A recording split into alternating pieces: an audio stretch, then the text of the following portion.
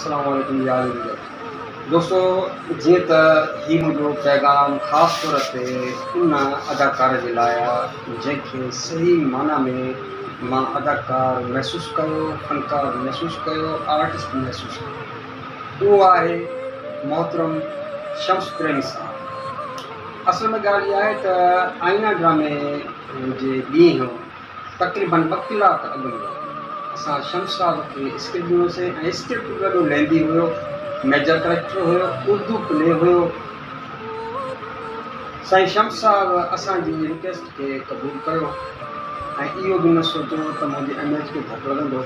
थी सघे थो त मुंहिंजो किरदारु जेको आहे सो ॾी वञे ऐं हुनजो ठहियलु जेको मुक़ाम आहे उनखे का ठेस पहुचे। इहा आर्टिस्ट जी जेका आहे सो निशानी आहे ऐं इन आर्टिस्ट एतिरो मुतासिर कयो जो मां हुनजो लफ़्ज़नि में बयानु नथो करे सघां। हीअ हुनजी जेको आहे सो फ़न सां मुहबत आहे, चाहत आहे, फ़नकार लाइ इज़त आहे, पंहिंजो उनजे लाइ मान मर्तबो साईं पंहिंजे दिलि में रखे थो पियो।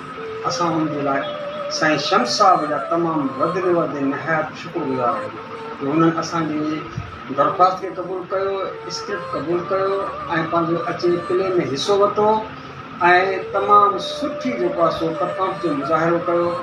अल्लाह साईं शम्स साहब खे ख़ुशि रखे, आबाद रखे। महिरबानी शम्स साहब।